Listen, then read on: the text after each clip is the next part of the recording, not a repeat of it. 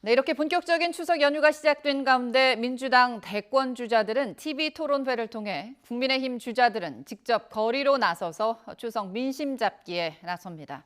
이런 가운데 대장동 개발 의혹을 둘러싼 여야 공방 연일 거세지고 있습니다. 정치부 취재기자 연결합니다. 이경국 기자.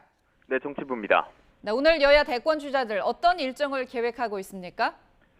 네, 주자들 모두 추석 민심 잡기에 말 그대로 올인한다는 계획입니다. 먼저 민주당 대권 주자들은 오늘 오후 3시부터 진행되는 호남권 TV 토론회에서 맞붙습니다. 토론회는 애초 지난 16일 진행될 예정이었지만 코로나19의 여파로 오늘로 연기됐습니다. 호남은 전국 민주당 대의원과 권리당원의 28%에 달하는 20만여 표가 결집한 말 그대로 승부처인데요. 추석 연휴 직후인 오는 25일과 26일 호남권 지역 순회 경선이 치러지는 만큼 호남 민심을 얻기 위한 치열한 힘겨루기가 예상됩니다. 특히 양강 구도를 이루고 있는 이재명 경기지사와 이낙연 전 대표는 호남 총력전을 벌이고 있는데요. 선두인 이재명 지사는 호남 승리로 본선 직행을 조기에 사실상 확정하겠다는 전략이고, 이낙연 전 대표는 정치적 기반인 호남에서 역전의 발판을 마련하겠다는 입장입니다. 이런 가운데 국민의힘 대권 주자들은 추석 민심을 잡기 위해 거리로 나섭니다. 먼저 윤석열 전 검찰총장과 최재형 전 감사원장은 오늘 오전 서울역에서 귀성길에 나선 시민들에게 추석 인사를 전할 예정입니다.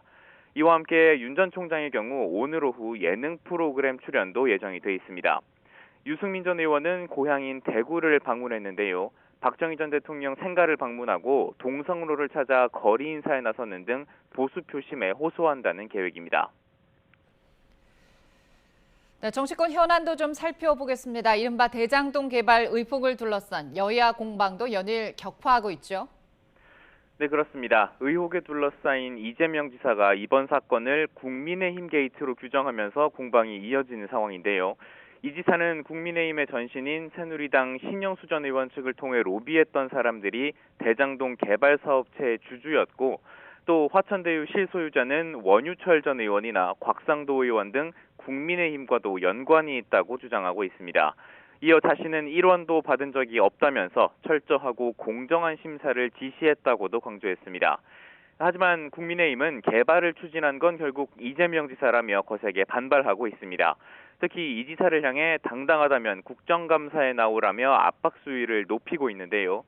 이준석 대표는 이 지사가 1원도 받지 않았다는 게 중요한 게 아니라면서 이런 논리라면 박근혜 전 대통령도 통장에 1원도 입금받은 일이 없다고 지적하기도 했습니다. 대권 주자 홍준표 의원도 연일 비판의 메시지를 쏟아내고 있습니다.